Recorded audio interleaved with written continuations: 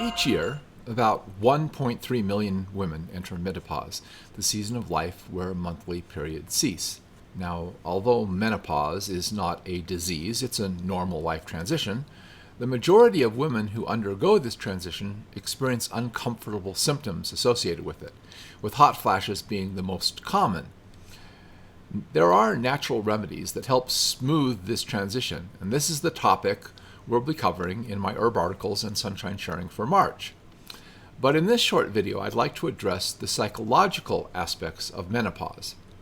All of us, male and female, pass through three stages of life. There is childhood, adulthood, and our senior or elder years. These three phases are marked by two transition periods in our life. The first being puberty, the transition from being a child to being an adult, and the second, menopause for women, and andropause for men, which is the transition from being an adult to being an elder. Most of us had uncomfortable symptoms and some psychological changes that took place when we went through puberty. So it's not unnatural for us to undergo similar types of physical changes and psychological problems during the second life transition. For men, declining levels of testosterone are accompanied by increasing levels of estrogen, and these hormones influence our psychology. This tends to make men less competitive and assertive, and starts to make them a little more domestic. Men, as they pass through the phase of andropause, often become more interested in being around the home and playing with grandchildren. Women, with their loss of estrogen and progesterone, also experience a higher level of testosterone, which is why many women during the period of menopause and after will often start businesses or begin projects as they become less family-oriented and more oriented towards the community.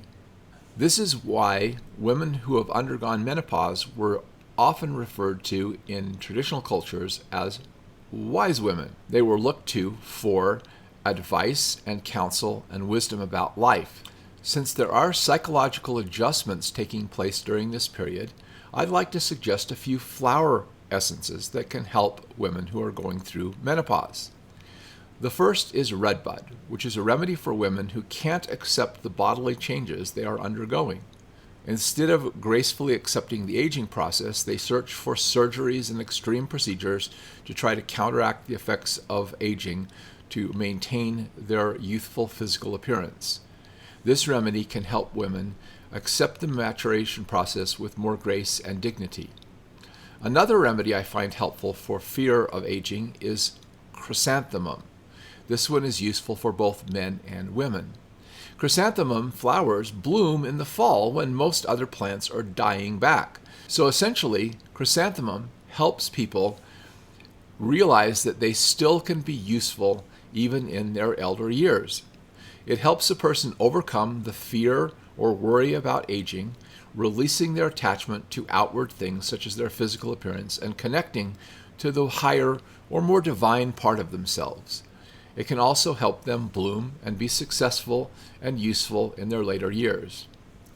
A final remedy I'd like to mention is corn lily, which can aid a person through shifting hormonal processes such as menopause or puberty. It's helpful for women who are starting to feel all dried up. It can help them see the wisdom in the aging process and again embrace the aging process with dignity. As I mentioned, the theme for my membership program at stephenhorn.com this month is menopause. So the herb articles I'll be posting and the remedies I'll be discussing are designed to aid menopause. You can get these by subscribing to our free newsletter. You can also get more information about menopause by joining our member program to get the Sunshine Sharing Hour webinar and the Sunshine Sharing Hour newsletter on this topic. Thank you for watching.